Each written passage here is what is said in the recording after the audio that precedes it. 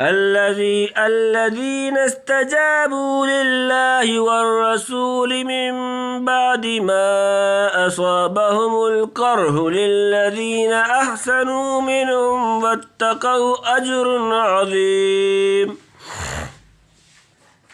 الذين قال لهم الناس إن الناس قد جمعوا لكم فاخشوهم فزادهم إيمانا وقالوا حسبنا الله ونعم الوكيل. فانقلبوا بنعمة من الله وفضل لم يمسسهم سوء واتبعوا رضوان الله والله ذو فضل عظيم. إنما ذلكم الشيطان يخوف أولياءه فلا تخافوهم وخافوني إن كنتم مؤمنين. ولا يحزنك الذين يسارعون في الكفر إنهم لن يضروا الله شيئا يريد الله ألا يجعل لهم حظا في الآخرة ولهم عذاب عظيم. إن الذين اشتروا الكفر بالإيمان لن يضروا الله شيئا ولهم عذاب أليم.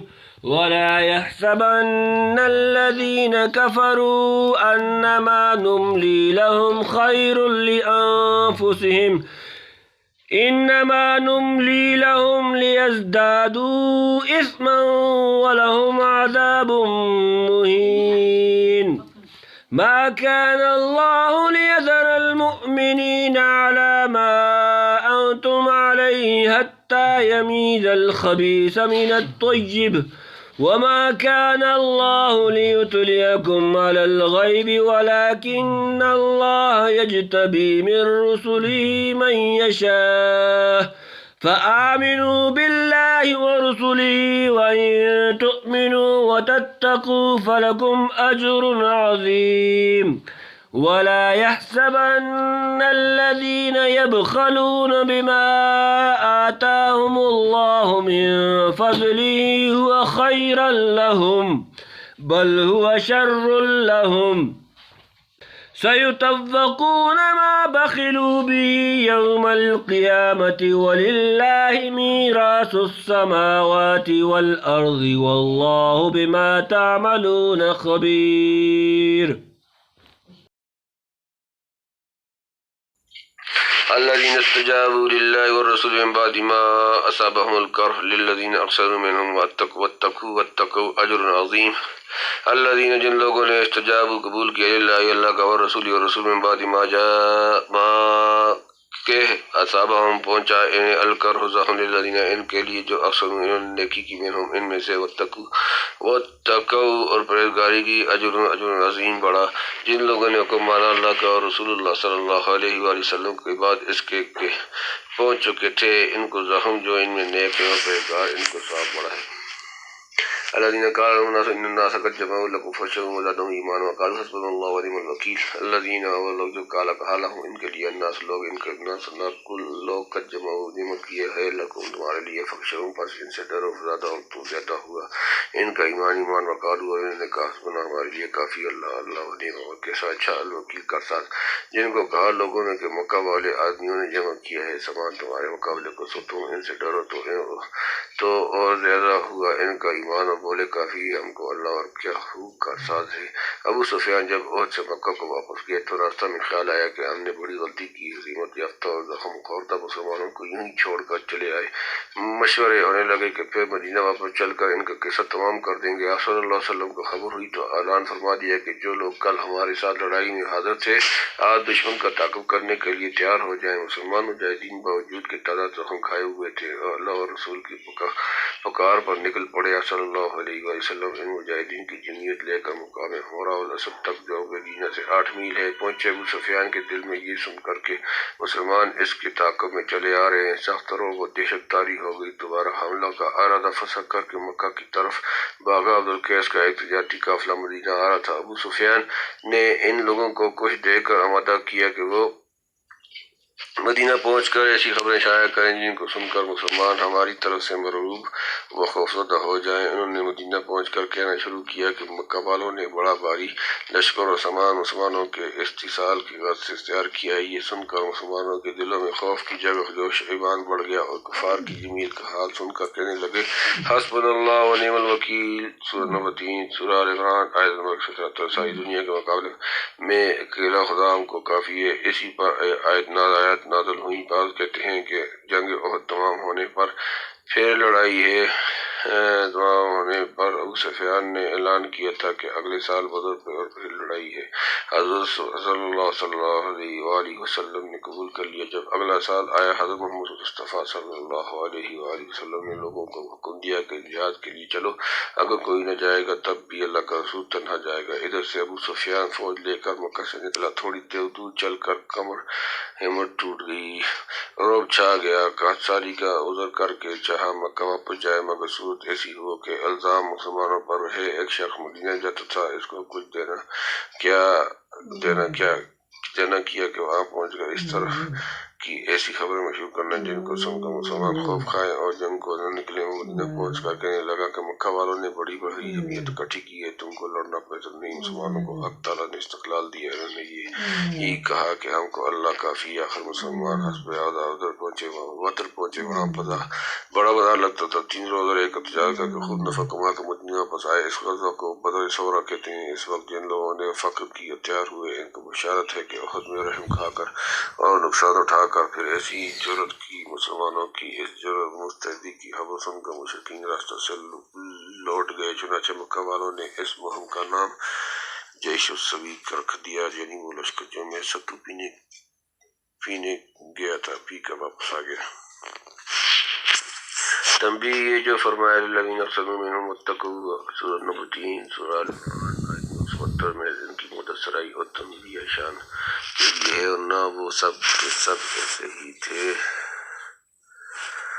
فانقلبوا بنعمۃ من اللہ وفضل لم یمسسهم سوء واتبعوا رضوان اللہ واللہ ذو فضل عظیم۔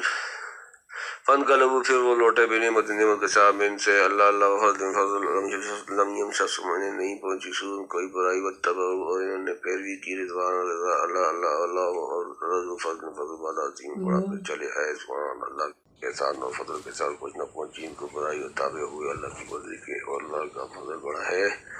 یعنی اللہ کا فضل دیکھو، نہ کچھ لڑائی کرنی پڑی، نہ کانٹا چبھا، مفت میں ثواب کمایا، تجارت میں نفع حاصل کر کے اور دشمنوں پر دھاک بٹھلا کر خدا تعالیٰ کی خوشنودی لیے ہوئے صحیح سلامت گھر واپس آ گئے۔ تنبیہ، بدر صغریٰ کی طرح غزوہ حمراء اصل میں بھی ایک تجارتی قافلے کے ساتھ سامان کی خرید و فروخت ہوئی تھی، اور مسلمانوں نے بھاری نفع فضل سے یہی مالی نفع مراد ہے۔ انما ذلکم الشیطان یخوف اولیاءہ فلا تخافوہم وخافونی ان کنتم مؤمنین۔ انما اس کے سوا نہیں، ذالکم یہ تمہیں شیطان یخوف ڈراتا ہے اولیاء اپنے دوست، فلا سو نہ تخافوا ان سے ڈرو، وخافون اور ڈرو مجھ سے، ان اگر تم ہو مومنین ایمان والے۔ یہ جو ہے سو شیطان ہے کہ ڈراتا ہے اپنے دوستوں سے، سو تم ان سے ڈرو اور مجھ سے ڈرو اگر ایمان رکھتے ہو۔ یعنی جو ادھر سے آ کر مرعوب کر خبریں پھیلاتا ہے وہ شیطان ہے، یا شیطان کے اغوا سے ایسا کر رہا ہے، جس کی غرض یہ ہے کہ اپنے چیلن چانٹوں پائیوں کو بندوں کا روح تم پہ بٹھلا کر خوفزدہ کر دے۔ سو تم اگر ایمان رکھتے ہو اور ضرور رکھتے ہو، جس کا ثبوت عملاً دے چکے، تو ان شیطانوں سے اصلاً مت ڈرو، صرف مجھ سے ڈرتے رہو کہ ہر کے سید از حق و تقوی گزید تر صد عزو جن و انس و ہر کے دید۔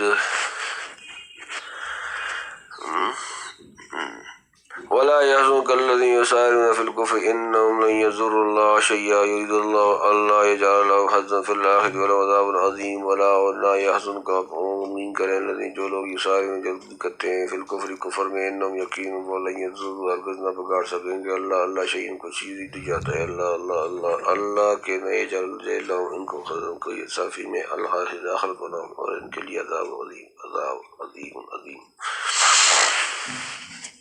اور غم میں نہ ڈالیں تو وہ لوگ جو دوڑتے ہیں کفر کی طرف وہ نہ بگاڑیں گے اللہ کا کچھ، اور اللہ چاہتا ہے کہ ان کو فائدہ نہ دے آخرت میں، اور نہ ان کے لیے عذاب ہے بڑا، یعنی شیطان کی دھمکیوں سے مومن نہیں ڈرتے۔ ہاں منافق اس کی باتیں سن کر کفر کی طرف دوڑتے ہیں، آپ ان ملعون منافقوں کی حرکات سے کچھ غمگین اور فکر مند نہ ہوں، یہ اللہ کے دین اور اس کے پیغمبر کا کچھ نہیں بگاڑ سکتے، اپنا ہی نقصان کرتے ہیں۔ ان کا حد سے زیادہ نفاق و شقاق پتہ دے رہا ہے کہ حق تعالیٰ انہیں انجام کار حقیقی کامیابی اور فوائد سے محروم رکھے گا اور بہت سخت سزا دے گا جو لوگ اس میں مانند اور شریک کا ضرور ہوں۔ اللہ کی عادت ان کے ساتھ یہی ہے، ایسا کہ غم میں اپنے کو زیادہ گھلانے کی ضرورت نہیں۔ ان الذین اشتروا الکفر بالایمان لن یضروا اللہ شیئا ولہم عذاب علیم۔ ان بے شک الذین وہ لوگ اشتروا انہوں نے مول لیا الکفر کفر بالایمان ایمان کے بدلے لن ہرگز نہیں یضروا بگاڑ سکتے اللہ شیئا کچھ ولہم ان کے لیے عذاب عظیم دردناک، جنہوں نے مول لیا کفر کو ایمان کے بدلے وہ نہ بگاڑیں گے اللہ کا کچھ، اور ان کے لیے عذاب ہے دردناک، یعنی جنہوں نے ایمانی فکر کو بدل کر کفر اختیار کیا، خواہ یہود نصارہ ہو یا مشرکین یا منافقین یا کوئی اور، وہ سب مل کر بھی اللہ کو کچھ نہیں بگاڑ سکتے۔ ہاں اپنے پاؤں پر خود اپنے ہاتھ سے کلاڑی مار رہے ہیں جس کا نتیجہ دردناک عذاب کی صورت میں بھگتنا پڑے گا۔ ولا يحسبن الذين كفروا انما نملي لهم خير لانفسهم انما نملي لهم ليزدادوا اثما ولهم عذاب مهين۔ ولا اور نہ یحسبن ہرگز نہ گمان کرے الذين كفروا جن لوگوں نے کفر کیا، انما یہ کہ نملی ہم ڈھیل دیتے ہیں لهم انہیں خیر بہتر لانفسهم ان کے لیے، انما در حقیقت نملی ہم ڈھیل دیتے ہیں لهم انہیں ليزدادوا تاکہ وہ بڑھ جائیں اسم گناہ، ولهم ان کے لیے عذاب مہین ذلیل کرنے والا، اور یہ نہ سمجھیں کافر کہ جو مہلت دیتے ہیں ان کو کچھ بلا ہے ان کے حق میں، ہم تو مہلت دیتے ہیں ان کو تاکہ ترقی کریں وہ گناہ میں، اور ان کے لیے عذاب خوار کرنے والا۔ یعنی ممکن ہے کہ کافروں کو اپنی لمبی عمریں خوشحالی اور دولت و ثروت وغیرہ کی فراوانی دیکھ کر خیال گزرے کہ ایسے مغضوب و متردد ہوتے ہوئے تو ہم کو اتنا فراخی اور مہلت کیوں دی جاتی اور ایسی بھلی حالت میں کیوں رکھے جاتے، سو واضح ہے کہ یہ مہلت دینا ان کے حق میں کچھ بڑی بات نہیں۔ مہلت دینے کا نتیجہ تو یہ ہوگا کہ جن کو گناہ سمیت کفر میں بڑھنا ہے وہ اپنی اختیار اور دلادی سے خوب جی بھر کر ارمان نکال لیں اور گناہوں کا ذخیرہ فراہم کر لیں، وہ سمجھتے رہیں کہ ہم بڑی عزت سے ہیں، حالانکہ ذلیل و خوار کرنے والا عذاب ان کے لیے تیار ہے۔ اب سوچ لیں کہ مہلت دینا اب ان جیسوں کے حق میں بھلا ہو یا برا، نعوذ باللہ من شرور انفسنا ومن سیئات اعمالنا، ما كان الله ليذر المؤمنين على ما انتم عليه حتى يميز الخبيث من الطيب، وما كان الله ليطلعكم على الغيب ولكن الله يجتبي من رسله من يشاء فآمنوا بالله ورسوله وإن تؤمنوا تتقوا فلكم أجر عظيم۔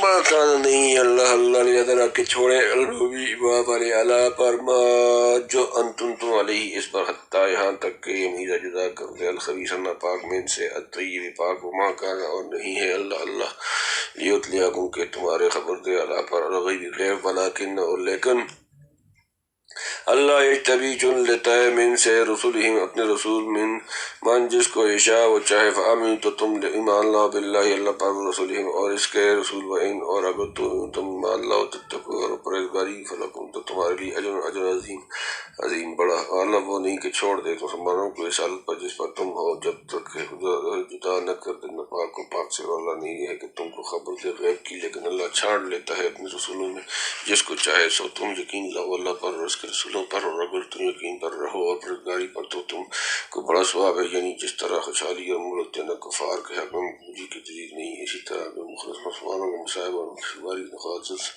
پیش آئیں جیسا جنگ احد میں آئے، یہ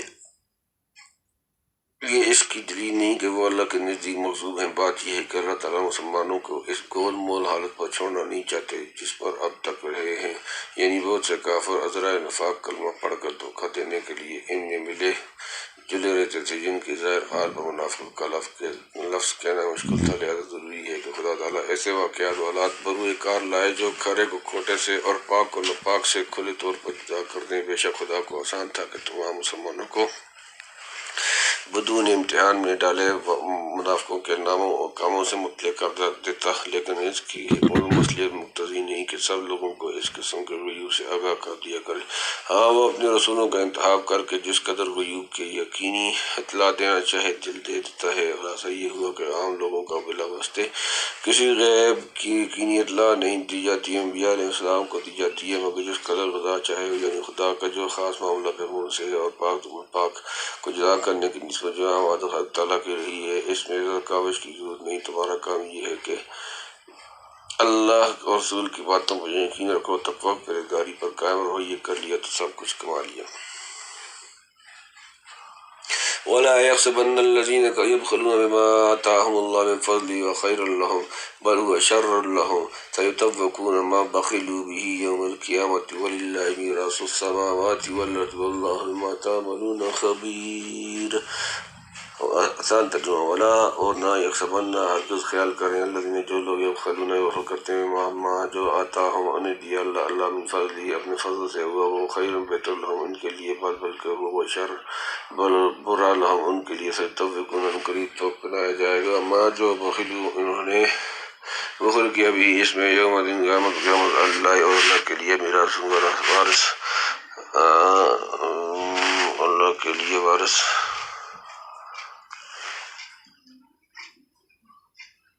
سماوات والارض زمین، واللہ اور اللہ بما تعملون جو تم کرتے ہو خبیر بما خلق، نہ خیال کریں وہ لوگ وہ بخل کرتے ہیں اس چیز پر جو اللہ نے ان کو دی ہے اپنے فضل سے کہ یہ بخل بہتر ہے ان کے حق میں، بلکہ یہ بہت اور برا ہے ان کے حق میں، تو گناہ کر ڈالا جائے گا ان کے گلوں میں وہ بال جس میں بخل کیا تھا قیامت کے دن، اور اللہ وارث ہے آسمان اور زمین کا، اور اللہ جو کرتے ہو سو جانتا ہے۔ ابتدائی سورت کا بڑا حصہ اہل کتاب یہود نصارہ سے متعلق تھا، درمیان میں خاص مناسبت وجود کی بنا پر غزوہ احد کی تفصیلات آ گئی، انہیں بقدر کفایت تمام کر کے یہاں سے پھر اہل کتاب کی شناخت بیان کی جاتی ہے، چونکہ ان میں سے یہود کا معاملہ بہت مضر وساں اور تکلیف دہ تھا، منافقین بھی اکثر انہی میں کے تھے، اور اوپر کے آیت میں آگاہ کیا گیا تھا کہ خدا تعالیٰ اب خبیث کو طیب سے جدا کر کے رہے گا، سو یہ جدائی جس طرح جانی وجود جہاد کے وقت ظاہر ہوتی تھی، اس طرح مالی جہاد کے وقت بھی کھرا کھوٹا اور کچا پکا صاف طور پر لاگو ہوتا تھا۔ اس لیے بتلا دیا کہ یہود منافقین جیسے جہاد کے موقع سے بھاگتے ہیں، مال خرچ کرنے سے بھی جی چراتے ہیں، لیکن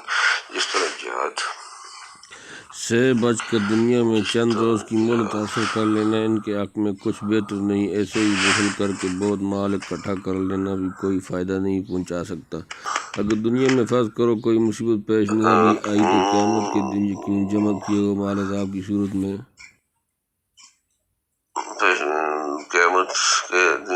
جمع کیا ہمارا عذاب کی صورت میں ان کے گلے ہار بن کر رہے گا۔ اس مسلمانوں کو بھی کھڑکا دیا کہ حضرات دینے اور ظلم صرف خیز کرنے سے کبھی جی نہ چڑھائے، ورنہ جو شخص بخل و غیظ وغیرہ کی حسلتوں میں یہود منافقین کے روش اختیار کر گئے، ایسے ہی اپنے سزا کو منتظر رہنا چاہیے، چنانچہ حدیث سے یہ ثابت ہے کہ مانین زکوٰۃ کا مال سخت سے لے گئے